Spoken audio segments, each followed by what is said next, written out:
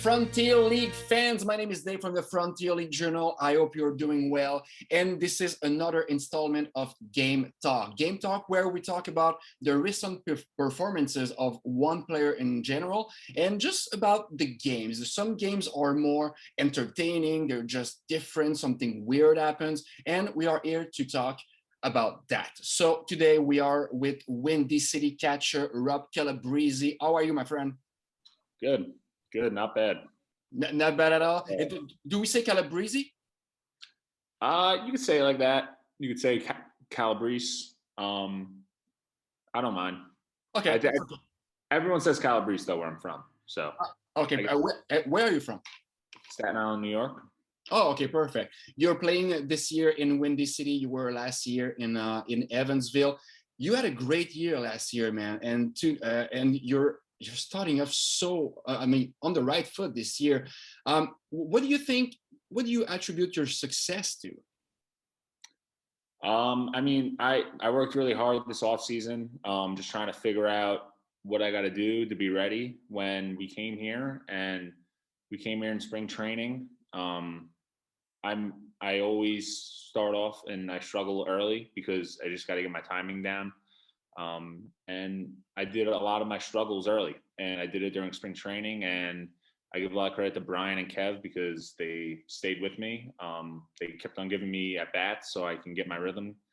And I mean, now it's a lot better, my rhythm. I also hit with my uncle, Frank. He's the White Sox hitting coach.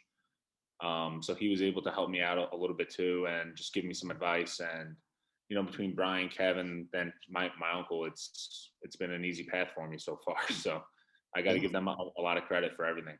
That's interesting. And for some reason, I mean, you're hitting 429. Does Kevin doesn't want you to hit 500? I mean, are you shy to hit 500? Is it difficult or? I mean, it's definitely a tad difficult. But I mean, honestly, I'm not really even thinking about that. I'm just getting up with what situation is, up, and I'm going to try and do my job. So, if we got second and third, less than 2 outs, I'm just trying to put the ball in play. If we got man on second, no outs, I'm trying to get him over to right field. So I'm just trying to do my job when that situation comes up, and I've been getting some hits with it too. So it works out. So. Yeah, and it's interesting because you can hit for average, you get on base, and you can hit for power too. Last year, 10 home runs, but this year, all singles. Is that a matter of the circumstances, or your approach that you're trying to keep it simple and just trying to put the bat on the ball? I mean, I think it's a little bit of my approach. I am just trying to keep it simple, and the power will come. I have it in me. And also knowing that the wind was howling in every one of our games. So any ball I hit in the air, it had to be really, really far to go out. So I was just like, you know what, let's try and hit some line drives today, get my job done, and then we'll go from there. Last year, 5 stolen bases. This year, 3 in just 4 games. What's happening? Is that a part of your game that you want to develop, or it's just about Brian Smith just giving you the steal signal? I've always had it in my game. I've never been comfortable enough to do it. Brian's he's been very comfortable. He wants us to be aggressive. He wants us to run. He wants us, to advance bases. So, and he's made me comfortable enough where I'm able to go out there and I'm able to steal. I'm really good at reading pitchers, getting good jumps. And if I'm able to do that, I'm fast enough to steal base, even though I play catcher. So I can do it. But now I actually feel comfortable enough to go out there and do it. So. This is a good segue into my next question, because I wanted to talk about Andy MacCauley in Evansville. You played with him last year. I mean, he's pretty much a legend. He's been there, 23 years. How are their managerial skills different, and how do they adapt to you, or which one do you prefer in a way? I mean, Andy was great. He was great to me. I have no complaints. My time in Evansville, I had a blast there. I mean, I guess difference-wise, I would say Smitty's a little bit. I feel like I'm a little bit more comfortable with Smitty. But I mean, Andy too. He was great to me both. I mean, I honestly I can't really give you much, but both coaches are really great. Yeah, and I have no complaints about both of them. So. Yeah, that was a tough question anyway. This year, Windy City is off to a great start. What do you attribute it to? I mean, you've got great pitching. Tyler Thornton, 12 strikeout in the first in his first outing. How is it this year within the team? Is the trust there that you'll accomplish something? Is just the fact that you know you're good? I mean, our locker room's great. We have a lot of good vibes in our locker room. We have a lot of good guys, and when you have a good locker room, it makes playing for each other a lot easier. Mm-hmm. And I do think that there's a lot of trust within our team. I think we had one bad game with defense, but I mean, that's probably because we didn't take ground balls at Joliet that day because it was raining all day. So, I mean, I trust my team, to go out there, and I think our pitchers do as well. So when our pitchers have a lot of trust and they're not trying to strike everyone out, and just let our defense play, we pitch to contact, we get ground balls, we get fly balls, and that leads to quick innings, and then that leads to longer outings, and then it gives our bullpen an easier job too. So all those little things, that come for just trusting one of each other, they carry on, and then it makes everyone else's jobs easier. And that's what we need to do. And especially a long year, you just got to make everyone's job as easy as possible. And then when it's easy, then you have a higher chance of getting it done. You talk about a long year. Just watching you catch a ball and just being on your knees all day long, it hurts. And I'm just looking at you. How do you train your body during the off season just to be ready? And do you always play like at 80% or 90%, or do you feel good pretty much all year long? I would say it's weird. Catching wise, I've actually I caught the first 4 games and my legs actually feel pretty good. I've been having some shoulder soreness, I would say, but not really my legs as much, which is surprising. Mm-hmm. I mean, this off season, I kind of did a lot of strength training in my legs, just building them up, building my flexibility up. And then now the most important part is to not stop working out. So, I mean, yesterday I had to go to the gym, and you got to work out legs, because if you don't work out your legs, then they're going to get weak. And then once they're weak, then it's going to lead to catching bad, hitting bad, not being able to run. So, I mean, the most important part is just maintaining your body. And when you maintain your body, you're able to keep going. And, that's what everyone wants, and that's what you got to do. It's part of the job. So. You mentioned Kev San Diego is the hitting coach. I get along well, man. He's so great. He's very laid back. He's like a big bear, man, with his beard. And he's also a certified biomechanics coach. Has he taught you something about your body that you didn't know, the way it moves at the plate? Have you learned something? And if so, what is it?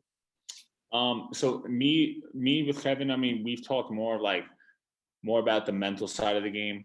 Like my swing I have, for me to get this far, my swing's pretty good. If there is something that he wants me to look at, wants me to consider, I will.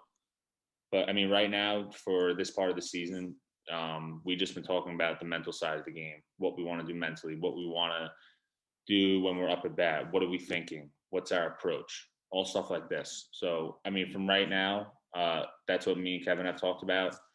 And that's what he's brought upon a lot of people on our team, talking about mental part of the game with hitting. But for me personally, he hasn't told me anything about the biomechanics and stuff like that. Okay. The last thing, it's going to be a little technical.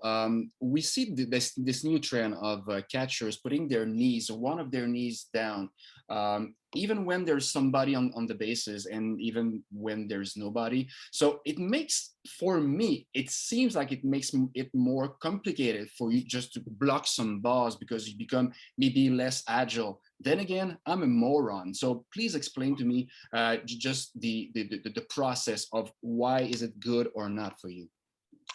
So with nobody on base, I think it's completely fine to go down on one knee. I think for me, it helps me get a little bit lower. It helps me receive the pitches lower. Mm-hmm. So, it makes it easier, to get that strike call. With people on base, I don't prefer it because you got to be able to block the ball. You got to be able to throw the ball.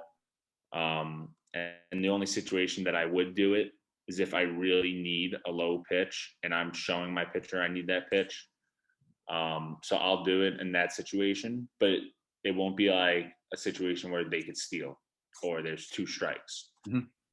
So that's for when people are on base, I'll do it in certain spots, but most of the time it's when nobody's on base. And it's just, it's a comfortable thing. If I'm down there and I'm able to give my pitcher a lower target and then it's easier for me to receive that lower pitch, why not? Mm-hmm. And getting into your catching stance, every time, it can get tiring. Of course. And especially with me, I'm a guy, like my knees don't really get sore much. It's more my hips. So it gives my hips a little break, and it's good for me. So this is so interesting. You were 2 years in the San Francisco Giants organization. You've been in affiliated ball. Let's face it, you all want to go back there because this is the only way that you can go to the big next level, the big show. But independent baseball has its own unique qualities. Is there one that you prefer? If you remove the fact that you can go to the big show, is there one that you prefer? I would say it's hard because when I was with affiliated ball, it's I don't know. It's pretty much the same, to be honest. It's you're waking up, you go into the field, you get your PBJ, eat some lunch, and then you go out and you do the same things. I've played at some cool fields for independent ball and affiliated ball. So I guess it's pretty much it's pretty similar. Like a lot of people say, like it may be different, but I would say the only difference really is like affiliated ball. They would do more testing and stuff like that. We did like a lot of not like testing, but like we would test like our heart rates and stuff like that and all stuff like that. And they would make sure you're hydrated and everything. So I would say independent ball, you're more on your own and you have to know how to take care of your body. Mm-hmm. And affiliated ball, they're trying to help you take care of your body and giving you different suggestions and stuff like that. That would, I say, would be like my only difference right now. Okay. You've been in Windy City for a few weeks, a few months. Terry Bonadonna has written a book, A Wonderful Waste of Time. He's obviously the director of media relations. Do you watch your words around him because you're afraid you're going to be in the next book? Well, I'm sorry. What was the book? I'm sorry. No, that's quite okay. Terry Bonadonna, the director of media relations for the Windy City Thunderbolts, he wrote a book. And I was just wondering if you watch your words around him just to not be in the future book. Honestly, I didn't even know he wrote a book. I had no idea. Okay. So that's okay. So you don't watch. I'm gonna have to now. And that's perfect because you don't watch your words. It makes for a better product anyway. Windy City, I plan on going to every town this year as soon as the border opens. Is there some watering holes or bars in Windy City that you would recommend? So I went to school here too for 3 years in Chicago. I'm a big breakfast guy. Okay. And so I got a lot of breakfast spots. If you do come on down here, I'll show you a lot of good breakfast spots if you want. So Nice. So you're inviting me to a breakfast spot, man. I appreciate that, and it's on video too, so you won't have any choice when I get to town. Yeah. There you go. Rob, that was a pleasure and a privilege to talk to you. Thank you so much, man. That's it. Let's keep in touch for the during the rest of the season, and have a great season with Windy City, man. Your start is amazing so far. All right. Thank you. Thank you very much, Dave. I appreciate it. Have a good day. You too.